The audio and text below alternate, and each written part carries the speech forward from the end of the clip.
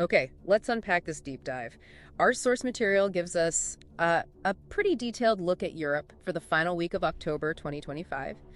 We're focusing on potential severe storms, even early winter conditions, around the 27th, 29th, and 31st. Right, and that's a crucial timeline. Our mission here really is to synthesize this because it's not just a few bad weather days. We're seeing a significant atmospheric shift, from settled conditions to something much more dynamic, cyclonic, and potentially quite cold. And the risk isn't the same everywhere, is it? No, not at all. The core thing you need to grasp is that the risks are, well, highly varied across the continent, and they evolve dramatically day by day. So let's track that evolution. We've got this 3-day snapshot. It seems to go from wind and rain to possibly something much bigger later in the week. Exactly. Let's start with Monday, October 27th. Okay, Monday. Monday is pretty much dominated by the North Atlantic storm track hitting hard. The highest risk for severe storms, we're talking strong, maybe gale force winds, organized heavy rain that's really concentrated over northwestern Europe.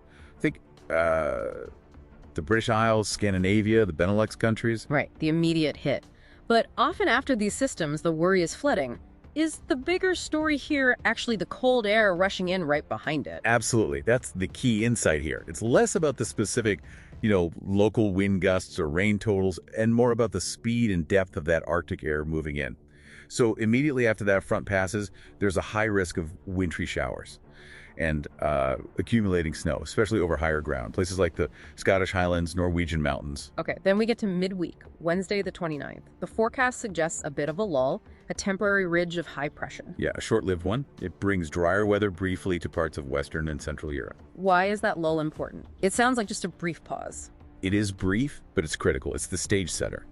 This momentary dry spell is what allows that cold air mass, the one that arrived Monday, to really settle in, to entrench itself over northern and eastern Europe. That lingering cold, dry air that becomes the fuel for what might happen next. Ah, okay. So that cold air sitting there sets things up for Friday, October 31st, Halloween. Because there's another storm threat coming, right? Yeah. From the west this time. Milder air, more moisture. Precisely. Fresh Atlantic moisture pushing eastwards. And this is where it gets really interesting, potentially problematic. The sources point to a significant clash, that incoming moisture hitting the entrenched cold air, raising the potential for a major winter storm across Central and Eastern Europe. Places like Poland, Eastern Germany are definitely in the potential path. That classic setup, isn't it? Atlantic moisture overrunning cold continental air. But this sequence, it can't just be random, surely. What are the big picture drivers making this happen? All right, you have to look at the background state, the why. It comes down to large-scale climate patterns or teleconnections. The foundation, according to the analysis, is a confirmed weak La Nina. That's expected to persist through the winter. And La Nina tends to favor, what, a wavier jet stream? Exactly. A more meridional flow, which means more north-south waves in the jet stream, and that increases the odds of atmospheric blocking. Okay, so La Nina sets a favorable background. What's the direct mechanism pulling that cold air south? That seems to be the combined effect of a negative phase of both the North Atlantic Oscillation, NAO, and the Arctic Oscillation, AO. It's a classic signature. You get this big blocking high-pressure system, often near Greenland. Right, the Greenland block. You often see that as a positive geopotential height anomaly on the charts. That's it, a big bubble of high pressure, basically sitting there, diverting the jet stream, and crucially, allowing that Arctic air to just plunge southwards. So, La Nina, negative NAOAO, the Greenland block. And then there's this idea of atmospheric memory. How does an earlier storm Benjamin fit in? That's a really important piece. Storm Benjamin, forecast around the 23rd, is seen as the system that explicitly ushers in the initial big push of cold Arctic air. It sort of preconditions the atmosphere. That cold air mass arrives, then sits there, the entrenched fuel we talked about, just waiting for that Halloween moisture to arrive.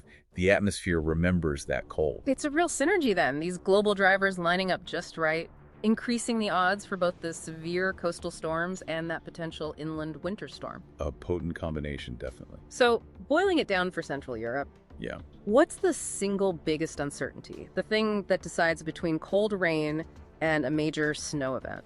It really hinges on the trough amplification. How deep does that upper level trough dig southwards? If it's deep, the Arctic air penetrates much further south. That means a high winter storm risk, potentially significant snow, even at lower elevations. And if it's shallower? If it stays shallower, the milder Atlantic air likely pushes further east, scouring out the coldest air. Much less snow risk, more likely rain or a mix. The whole forecast for Central and Eastern Europe kind of pivots on that detail. Wow. Okay, so we're really watching a dynamic, powerful clash of air masses here, all driven by these large-scale, interconnected climate factors. That's the picture, yes. Yeah. A very active pattern shaping up.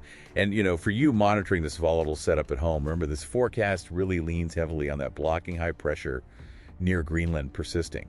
So here's a final thought for you to maybe explore. Why should you keep a close eye on forecasts for a positive geopotential height anomaly over Greenland? Because its strength, its persistence.